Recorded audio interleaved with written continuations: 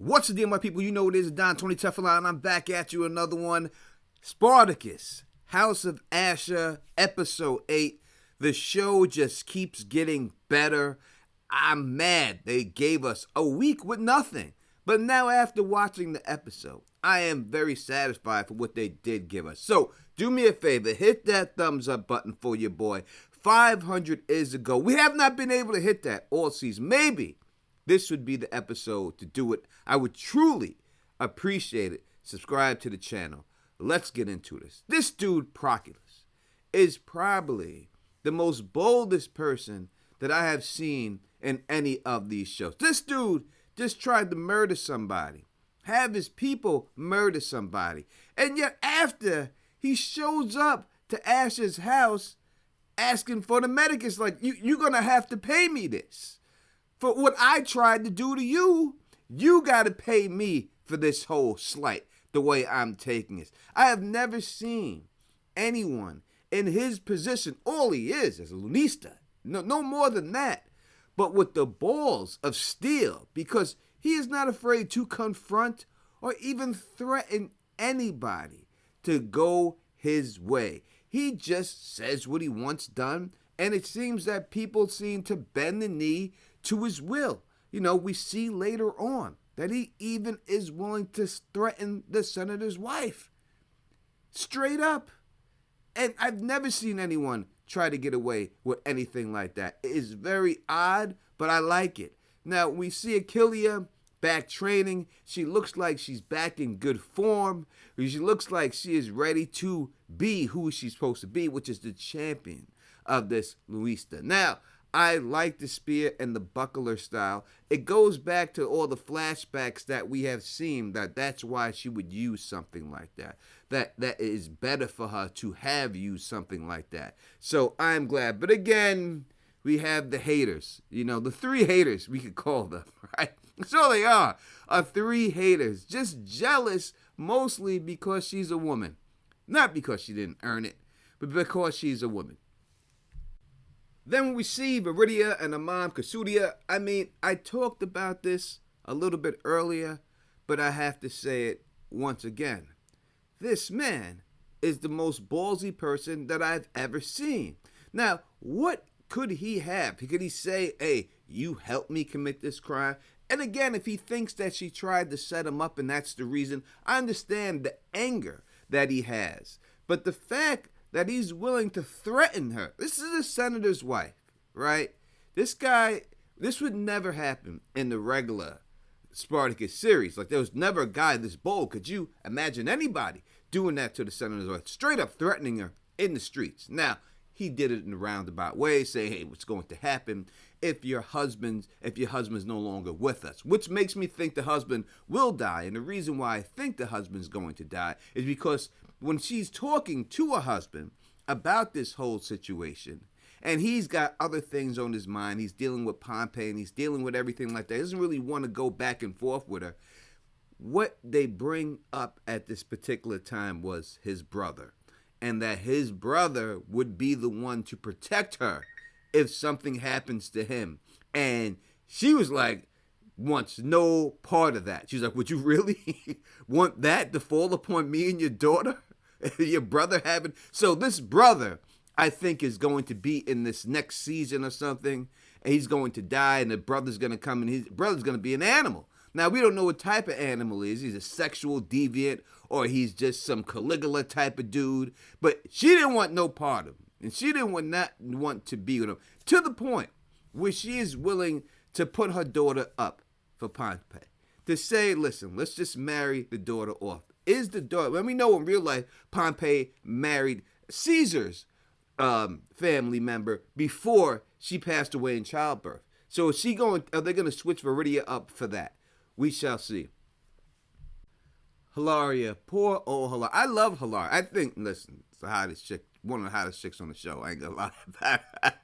I do not get mad seeing her on screen at all. But listen, she's looking for love in all the wrong places. You have to know your role in this whole series. You got to know where you stand. And I understand that everyone is looking for love and everything, but, I just feel bad for her.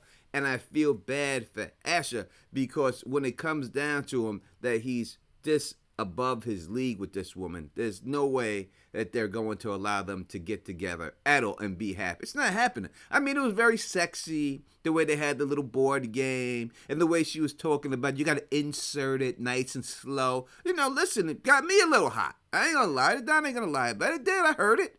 And I've never had no one looking at me playing spades saying shit like that to me before. Never happened. Never. So I can understand. But again, I've said it before in other videos. He is so public with this. Even though it seems like he's trying to be, discreet about it, everyone's caught on. The dad is caught on. The mom is caught on. Everyone sees it for what it is. She tells him she fancies you, favors you, your company. And it's just not going to happen. Just not going to happen. Now, as Chorus, we all suspected would go back to being who he was. And that is the person running everything. We finally get Achilea and her dude, coming together. And when it comes to Tarkhan dealing with his father, I mean, I don't like Tarkhan. I got to be honest. I never liked the character. He's one of the three haters. And it's just, let your dad live, son. Like, what are you jealous that your dad is scraping something? You're scraping something on the side. Why are you caring what your dad doing? You'll be mad you're not my father no more because you see it, huh? Like, that's just one of the most childish things I've ever seen in my life. And again, Hilaria, after she gets told that she is nothing, she meant nothing, she goes right back to the old flame, which is never good. Never good. It just means that most likely, I hope she doesn't die because I enjoy seeing her so much. But one of them has to go before this season. You tell me, who do you think will die between them in the comment section? But one of them definitely has to go. And when I've seen this scene, that loving scene between them, I knew something bad was going to happen. They don't give you that type of scene without dropping the axe on you later on. And listen, this episode definitely dropped the axe. Definitely did stuff that I did not believe was going to happen in this episode. I did not see it all coming. Usually I can see it all, but ending of this, I did not see coming whatsoever. Had no idea they were going to pull that off. And it was amazing the way they pulled it off. Even when we see one of the three haters, Tarkhan, the biggest one, right? When she's confronting him and she's just trying to say, listen, I'm with your pops, man, just chill. He can't get over it. He's just all about it. And he re-injures her. Now, saying that what happens after this all happens because of him. Because of his actions. If he was just a regular person and just accepted things for what they are, what happens at the end of this episode doesn't happen and maybe goes the way he wanted it to go to begin with. He could have got what he wanted when it was all said and done. But no, he is just so jealous that of everything, that he is the total cause, the root cause of everything that happens later on. And it is 100% his fault. Who do you guys blame? Put it in the comment section. I am blaming him straight up. So when we finally get to the gladiator battles, and I said, listen, I love the gladiator stuff, but I don't want them to do it just for doing it. Has to mean something. And the reason why they gave, because they want to, to make the city feel good again. And I like the way they show the scale of this thing. It's shitty. It's a tiny little spot for them to be fighting. Disgusting little spot, right? And I'm glad that they show it that way, and it's not some great Coliseum. Hopefully later on we can get to a bigger Coliseum and see how it really looks in the big Coliseum. But these gladiators, we gotta understand, they aren't that good. All right, they're not that good. We've seen that from the beginning. This is not the top tier gladiators. These are low level gladiators and stuff. They're gonna have to build up to the top tier, and I'm guaranteed other places have better gladiators than them. But once again, inside of this whole situation, just chilling in there, is Ashur being too bold again, talking too much in public to this woman instead of just doing what he should be doing, and that's focusing on the business at hand, right? And the way he tried to make the crowd happy for Achilles not being there was a logical thing to say. It did not work. But it was a logical thing to say.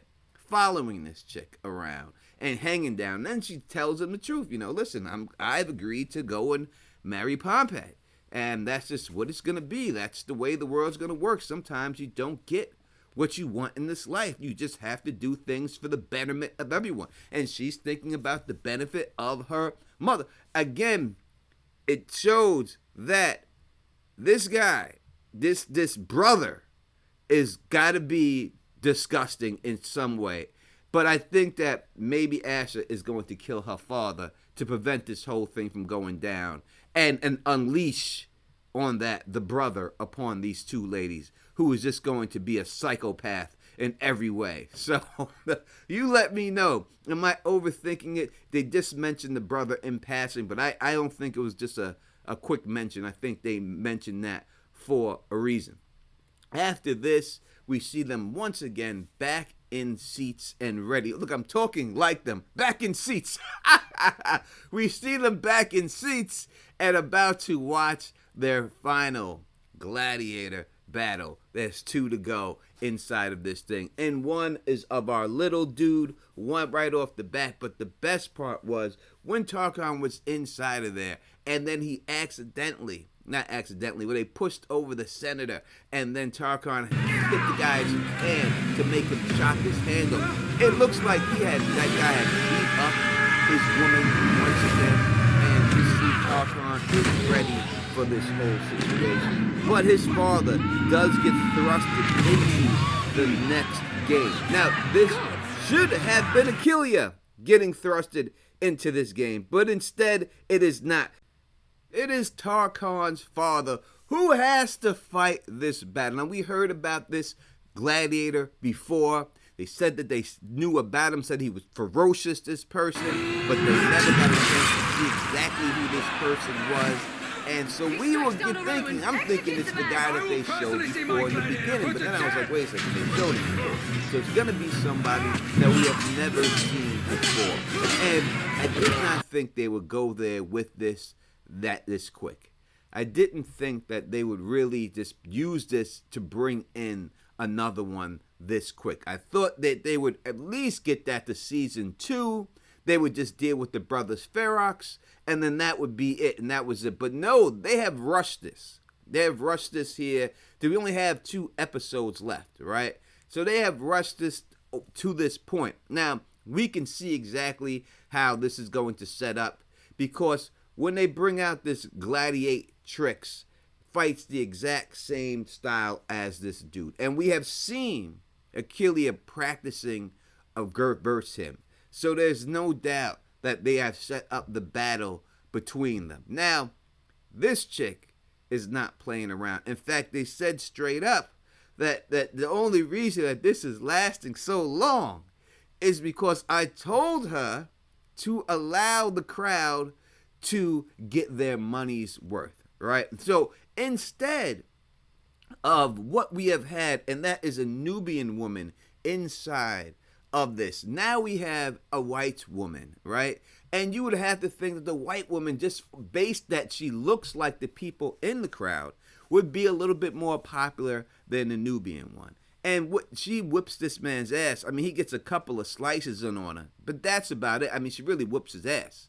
She whoops his ass, and she takes him out, and she kills him brutally. She gives him the Roman way of killing somebody. He gets, when you give up and they stab you right in your top of your shoulder like that. She did it with 2 swords right in the shoulder, right, and took him out. I did not see him getting. I really thought the son and him were going to have to fight it out, right? But the son couldn't even muster up 1 tear for his dad, not one.